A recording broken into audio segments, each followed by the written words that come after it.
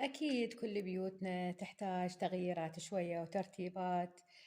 حتى واحد يغير نفسيته، يعني تغيرين الأثاث مكانهم. آه، تغيرين بردات، يعني هاي الأمور كلها تساعدنا في تغيير نفسيتنا. فهاي اليوم أنا خليت هذولا بالبيت شوية، يعني كتغيير. أكيد محتاجين بعد هواية شغلات، بس أني فرغت اللي عندي وخليت من عندهن ذني. بس إن شاء الله عندي مجذرة هواية شغلات. بعدين هاي كله أملي يصير زرع إن شاء الله. هاي المنطقة أحاول كلها، يعني مثل سابقا كانت هاي المنطقة مسويتها حديقة كاملة. هذا المكان بالبيت كانت حديقة كاملة. فإن شاء الله شوية شوية نكملها. يلا ويانا كمل الفيديو. أكيد من زمان بنفسي هاي ستاندات للزرع، فتشي كلش حلو. يعني لهاي المنطقة أريدها. اليوم وصلتني هاي الستاندات، بس المشكلة وين؟ المشكلة شلون نركبهن. طبعا النجار مالتي السبع البطل اللي بالبيت هو داي يركبهن وداي يشتغل بيهن.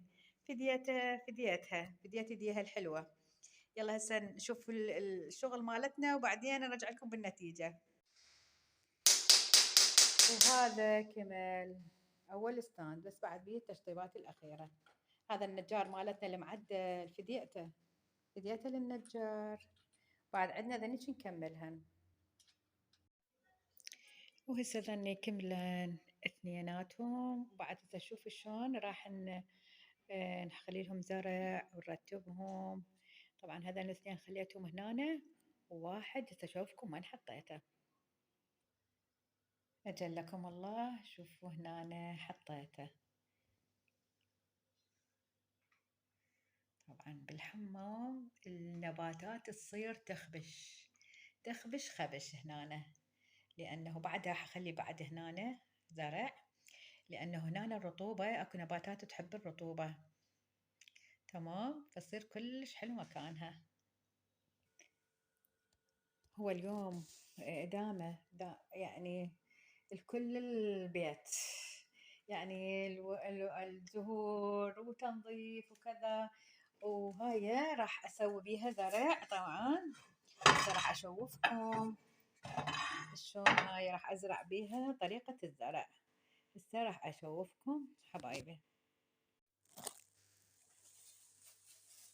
طبعا هسه هذا جبنا البتموس. هذا البتموس راح نخليه جزء من البتموس.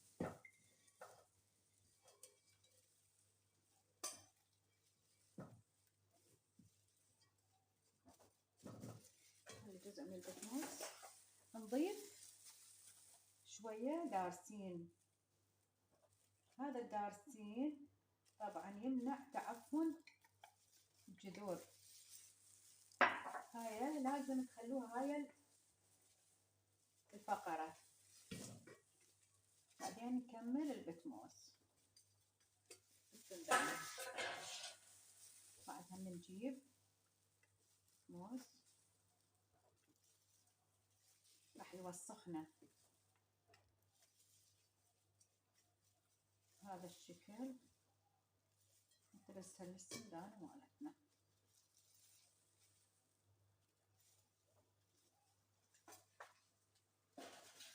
هذا الشكل، ما أعرف التصوير واضح أو مو واضح، يمكن إن شاء الله واضح.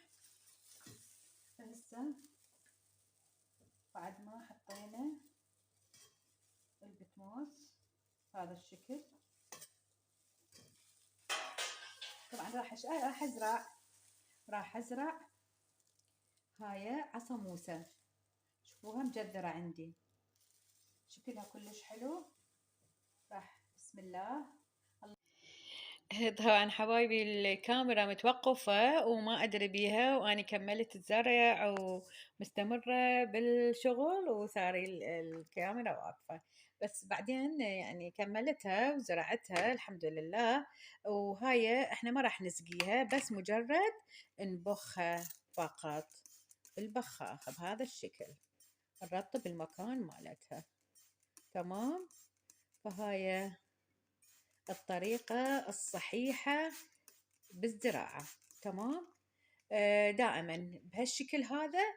سووا زرعاتكم، شوفوها. بتموز دائما استخدموا البتموز، وبعدين وراها استخدموا الأسمدة. وإن شاء الله يعني فيديوهات قادمة أسوي لكم أنواع الأسمدة. وأنا شرحت لكم قبل هذا الفيديو طريقة يعني الأسمدة، بعض الأسمدة اللي أستخدمها. وإن شاء الله يعني فيديوهات قادمة خلينا نسحق على كيفنا أسوي لكم إياها. هسه راح أشوفكم شلون راح أزين الستاند بالصنادين.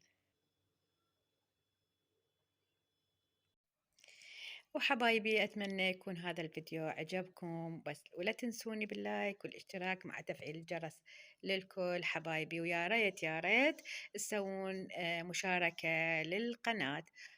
يعني قناتي كلش خاملة، فيا ريت يا ريت تصعدوا للقناة وتكثرون باللايكات مالتكم، وأحبكم وأموت عليكم.